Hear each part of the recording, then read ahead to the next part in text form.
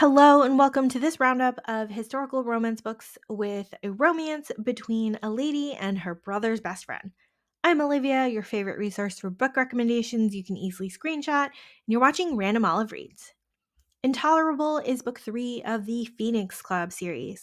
Cassandra is out on the marriage mart this season, and her father is insisting that she get married this year. However, she cannot stop thinking about the secret kisses that she has shared with her brother's best friend, Rourke, the Earl of Wexford. Rourke has been an Earl for quite some time and tends to fall in love easily, but he's never sure if it's a lifelong sort of love. He made a deathbed promise to his father not to get married until he was at least 30 so that he can be sure of his choice. He's not quite 30 yet, so isn't quite eligible to propose to Cassandra, even though he can't seem to stay away from her. We get to read about their interactions until he finally wises up or potentially loses her to another suitor. Earl's Rush In by Jennifer Haymore is a standalone novel. Charlotte is about to accept a proposal to a man she doesn't love in order to save herself and her sister from being thrown out of her aunt and uncle's care. The man in question seems harmless enough, but Charlotte's brother's longtime friend Finn believes the man a villain and tries to rescue Charlotte by kidnapping her. He takes it on himself to watch out for her, and then somehow they get stuck in an inn because of a snowstorm, and he's been pining for her all these years anyway. So they get stranded and they have to pretend to be married to protect her reputation, and they grow closer and closer in that sort of forced proximity.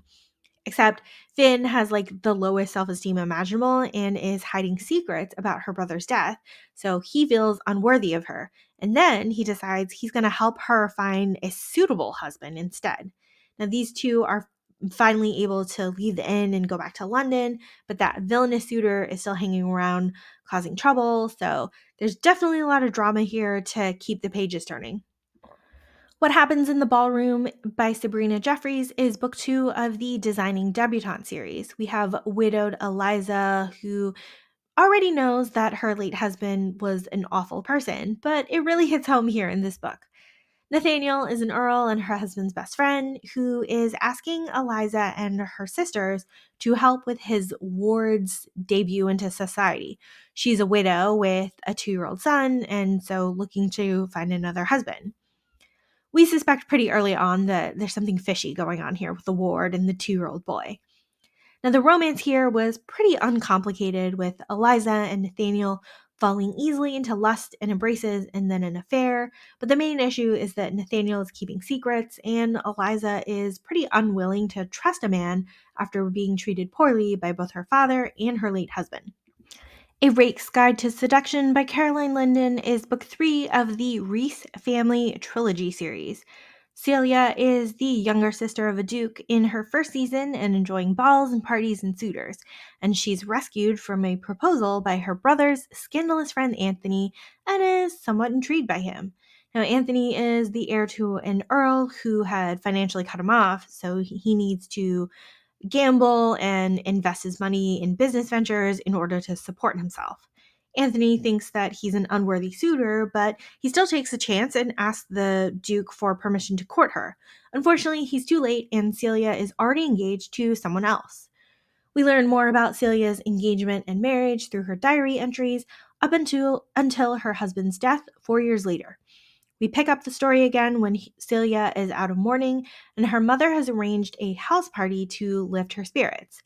There, Anthony and Celia slowly start to reconnect as much as he tries to avoid her because of his reputation, but we'll see how far that goes. How the Scot Was Won by Caroline Linden is book 2.5 of the Desperately Seeking Duke series. Now, this is a companion to book 2 of the series where we follow the sister and best friend of the main protagonist in book 2. We've seen hints of the romance in the previous book, but we get the whole story in this one. There's a sweet coffee shop flirtation that leads to a scandalous tryst at an assembly, and then a somewhat insulting marriage proposal, and finally these two people avoiding each other until they're forced to interact again.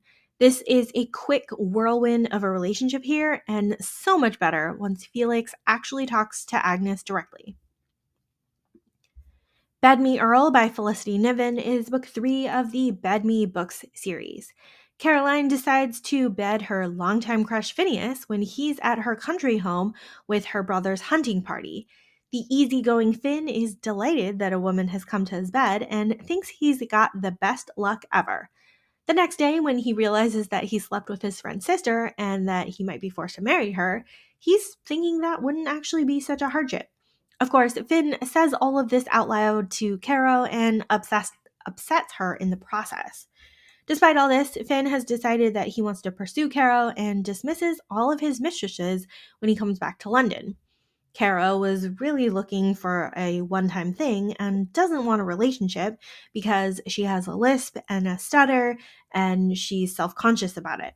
She's been hiding away in the country for this past decade and has no interest in letting anyone know about her condition. Except after her father dies, her brother brings her to London, hoping to make up for his neglect, and there she finds an eager Finn wanting to court her. There's a lot of back and forth here until they get caught in a compromising situation and have to get married. Despising the Duke by Stevie Sparks is book 2 of the Lords of Desire series. This one is an angsty second chance romance with the sister of a duke and her brother's best friend. Lady Annabelle is a suffragist completely uninterested in marriage, but is charmed by the rakish best friend of her brother, Kit.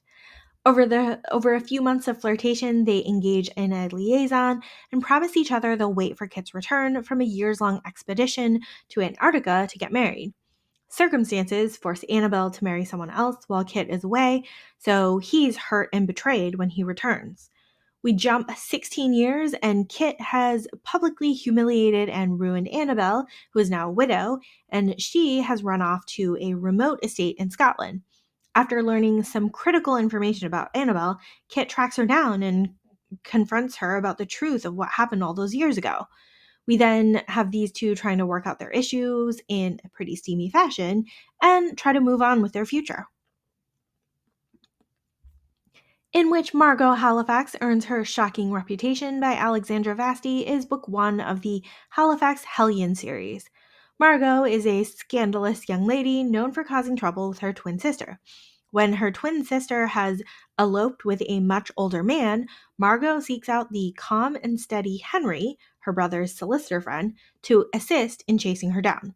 Of course, Henry has been in love with Margot forever and knows it's probably a bad idea to be in such close proximity to her, but he goes anyway. To Love and to Loathe by Martha Waters is book 2 of the Regency Vows series. Widow Diana has bet Marquess Jeremy that he will get married within the year, adding drama to their bantering, bickering, semi-friendship. Meanwhile, his last lover has critiqued his bedroom skills and he needs some honest feedback, so he propositions Diana for the job.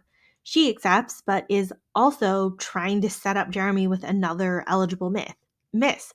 They're both completely stubborn about their feelings and often put up charming, carefree facades in society. And of course, they're only ever open and vulnerable with each other. Thank you so much for watching this video. Hopefully you found a book or two to add to your TBR. Links to all of these books are in the description box. Like and subscribe to get updates, and you can follow me on Instagram at randomolive.